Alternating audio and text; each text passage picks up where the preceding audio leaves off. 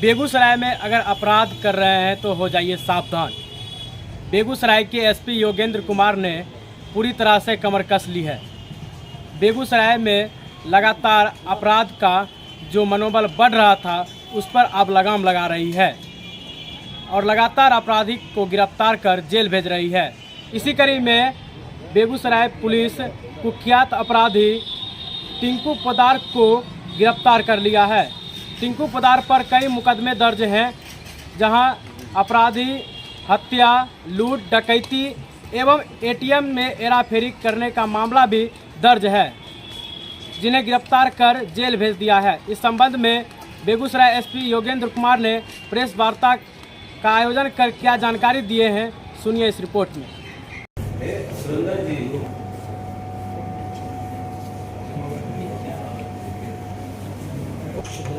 एक हमको खाली करने दे दो, उसके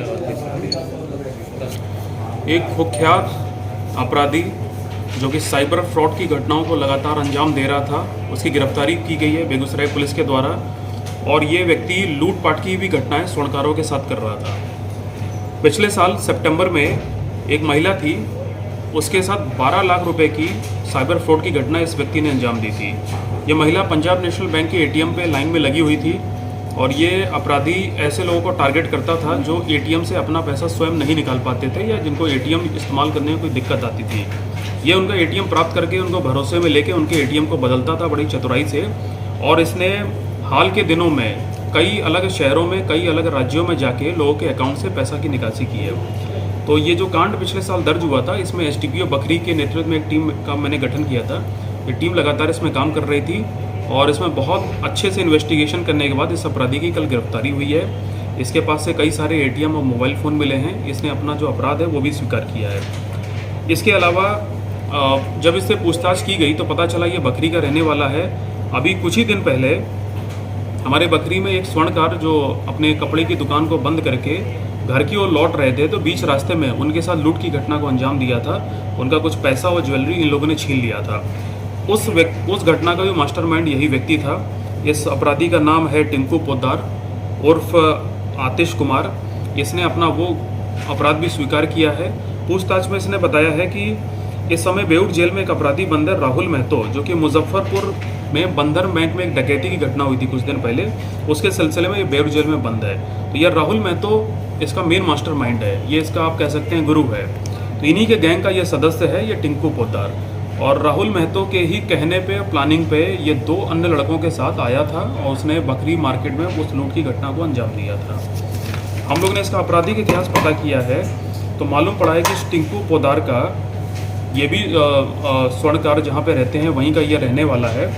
टोटल इस पर 7 आपराधिक मुकदमे पहले से दर्ज हैं, जिसमें से 4 मुकदमे लूट के ही हैं। और मैं आपको बताना चाहूँगा कि कुछ ही टाइम पहले एक पेट्रोल पंप संचालक की लूट के दौरान इसने गोली मार की हत्या भी कर दी थी। तो आप देख सकते हैं कि करीब 7 जघन्य मामलों में इसकी आपराधिक हिस्ट्री है। हम लोगों को पूछताछ में पता चला है कि लूट और हत्या करने का जो अपराध है उसमें रिस्क काफ़ी होता है पकड़े जाने का। तो पिछले 2-3 साल से ये टिंकू पोद्दार जो साइबर फ्रॉड की घटनाएं हैं उसकी ओर ये जा रहा था। इसको ऐसा लगता था कि उसमें पकड़े जाने का खतरा काफ़ी कम होता है और एक प्रकार का सोफिस्टिकेटेड क्राइम है। लेकिन बेगूसराय पुलिस ने और बकरी एसडीपीओ की टीम ने इस चैलेंज के रूप में लिया, सीरियसली इस पर काम किया और कल इसकी गिरफ्तारी हुई है। सर, अब तक कितने रुपए की ये? अब देखिए, हम लोग को इसके कई सारे बैंक अकाउंट और एटीएम कार्ड मिले हैं, उस सबकी हम लोग जांच करा रहे हैं। मैंने सभी बैंकों को मैं चिट्ठी लिखने जा रहा हूँ। इसके द्वारा जितना ट्रांजैक्शन हुआ उसका हम डेटा लेंगे और इसने कहाँ कहाँ शॉपिंग करके या पैसों को खर्च करके क्या क्या संपत्ति अर्जित की है उसको भी हम लोग पता करेंगे। वादनी भी आई थी हमसे मिलने, जिसके 12 लाख मेहनत के इसने साइबर फ्रॉड ने लूट लिए थे। तो हमने उनको भी आश्वासन दिया है कि पुलिस पूरी कोशिश करेगी और न्यायालय के माध्यम से इसकी संपत्ति को हम लोग जब्त करके वादनी का पैसा जरूर दिलवाएंगे। सर, ऑनलाइन फ्रॉड करता था फिर ये एटीएम में जाके? जी हाँ, ये एटीएम से जो फ्रॉड करता था उसके बाद जो पैसा इसके अकाउंट में आता था उसको ये बहुत ही चालाकी से विभिन्न शहरों में जाकर के निकालता था ताकि किसी को शक ना हो। और इसके अलावा भी इसमें और भी कई लोगों को धमकियों की दे के जो साइबर फ्रॉड के मॉड्यूल्स हैं इसने सारे के सारे अपनाए हैं। तो हम लोगों को पता ये चला है कि अभी ये कुछ ही टाइम से साइबर फ्रॉड की ओर मूव करने लगा था, लेकिन इसका जो ओरिजिनल अपराध करने का पेशा था 2017 से हम जो देख रहे हैं वो गोली मार के लूट करने का था। तो बहुत ही शातिर क्रिमिनल था ये।